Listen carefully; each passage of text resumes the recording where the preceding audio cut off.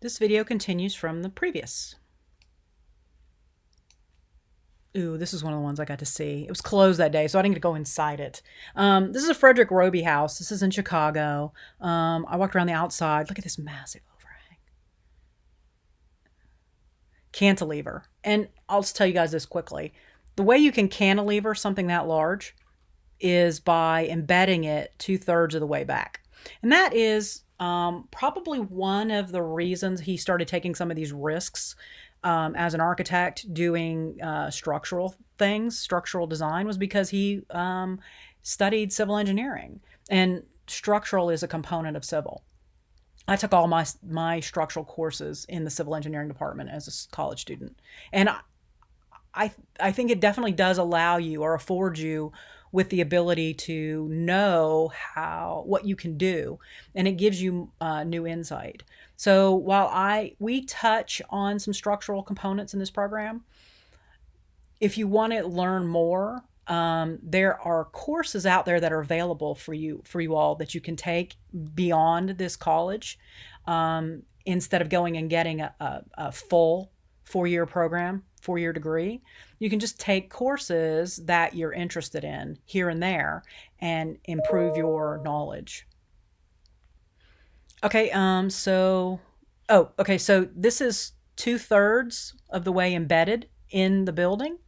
So if this, oh, I don't know what he used there, but if the structure is 2/3 of the way embedded, 1/3 can stick out as far as you want. And that's how he was able to pull that off. A lot of really interesting details. Look at that.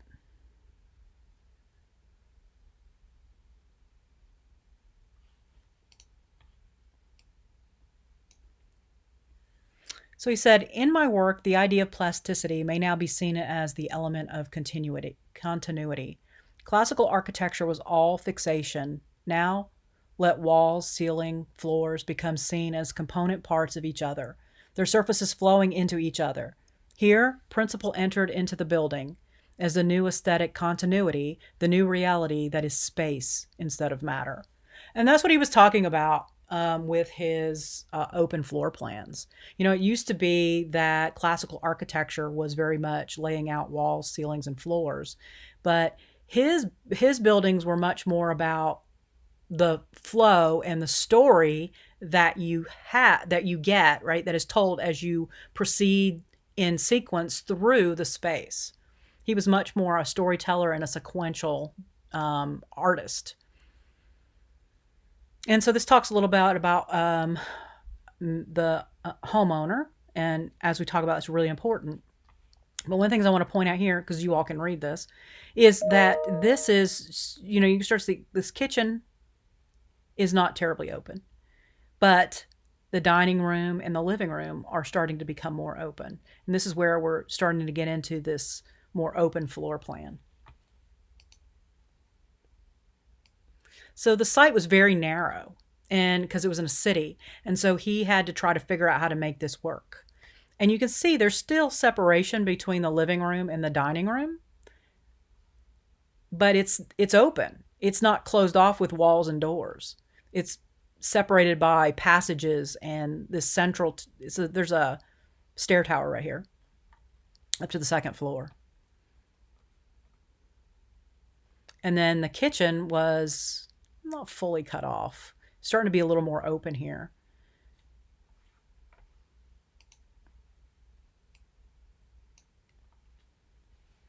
And so he said that he believed this was one of the cornerstones of modern architecture. And he's not wrong, because we still design like this today.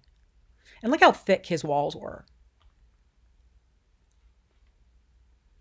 That was really great for sound attenuation. When you go walk through one of his homes, it's very well, the sound in it is very well kept into the spaces. So you drive in here, here's the garage. And then this is the other entry from the street. This is the private entrance into the house. This is different. You can see the different stairs. These stairs everywhere used to be something that people didn't think about. But now we pay a little bit more attention with universal design to people who may not be able to climb stairs, and so we would find a way not to do that type of thing.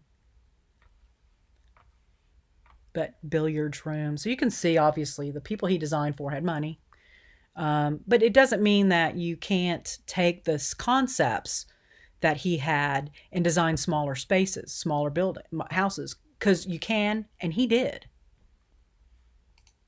And then here's just a drawing. That's okay. So we looked at the first and the second, and now this is the upper floor. And you can see that's just that little piece right there. And somebody has modeled this. It's a beautiful model.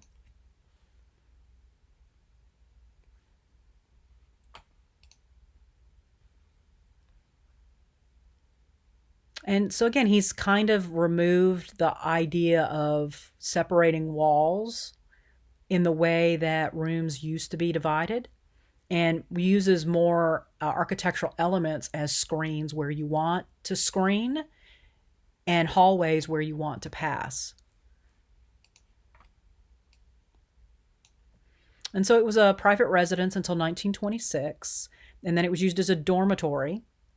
And then it was threatened to be demolished in 1957. And Frank Lloyd Wright was 90 years old. He toured the house and said it was just as beautiful as the day it was built. It just needs a little tuck pointing here and there. And so he got mad and he said, tearing it down would be like destroying a fine piece of sculpture or a beautiful painting. And so clearly it was not torn down. It is still among us.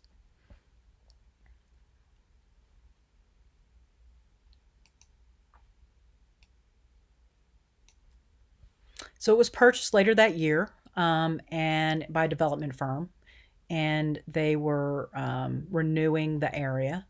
And in 1963, the house was donated by them to the University of Chicago. And the same year, it was designated a National Historic Landmark. So now it receives federal funding. It is a museum, and you can tour it.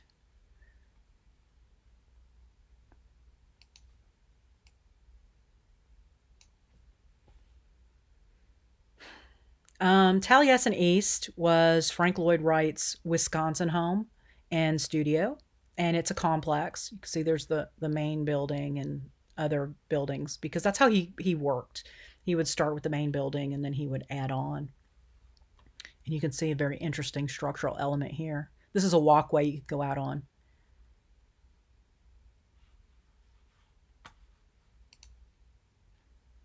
There he is at his home. His drawings of it. You see that very, very horizontality of his buildings, very horizontal, and how it blends in. He even most architects don't do this on their construction documents. He even put in the trees because it was so important to him that his work be a continuity of nature.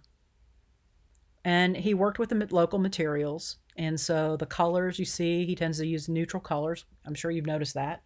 No bright flamboyant colors. They're always colors that are taken out of nature.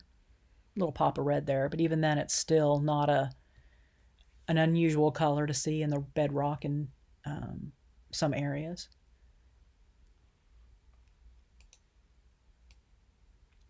So Taliesin, the one in Wisconsin, because there is also one in California, we'll look at that next, was his home after he left his first wife. And he began an affair with a married woman who was a client he met when he was working on the Cheney house. And so he started his home there, and she moved in with him. And let's see, I think I don't want to tell the story too fast here. I love this beautiful cascade of the stairs. Look at that. Right? He thought about these things. He didn't just design the buildings. He designed everything, including the site. Form follows function has been misunderstood. Form and function should be one, joined in a spiritual union. I agree with that. And just because I'm somebody who has been known to adjust the form I'm sorry, has been known to adjust the function to fit the form where it doesn't cause the function to be disabled inside of that beautiful home. I think that one's the morning light. And you're going to see it's almost like every room is off this main corridor in the house. You see that as we go through. And the word Taliesin means shining brow or radiant brow. And it was because the house was on a hill, which is the brow of the hill. And it was designed with 3 wings that included living quarters, office, and then farm buildings. And he really did start to explore more with his ideas of organic architecture. He used local limestone, and he used that. He had it laid out in a way that evoked the outcroppings of the driftless area and sand barges in the river. And he used some of that sand in the stucco walls. So he very much brought nature into the design of the home. And this is not scaffolding. It's actually intentionally designed sprinklers.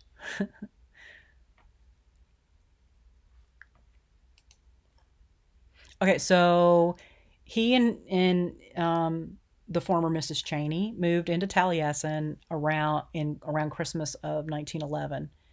And 3 years later, he was working on a project. One of the called them servants back then, was set fire to the house, and 7 people died, including his mistress. By then, I guess she's more than that. She's his. I don't know if they'd gotten married, and 2 of her children. And then 2 people survived and helped put out the fire, and so he had to rebuild, which he did. So you see, he had a very, very colorful life. There are also attempted shootings and things like that happened prior to that.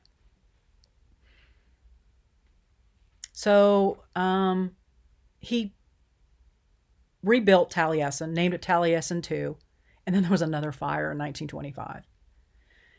He said that it was started in a telephone near his bedroom, and I'm not sure how a telephone catches fire, but probably more like a cigarette on wood.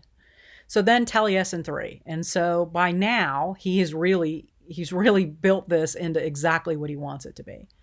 And when he died in 1959, the ownership of the estate moved into the hands of the foundation, and it is today a museum that you can visit.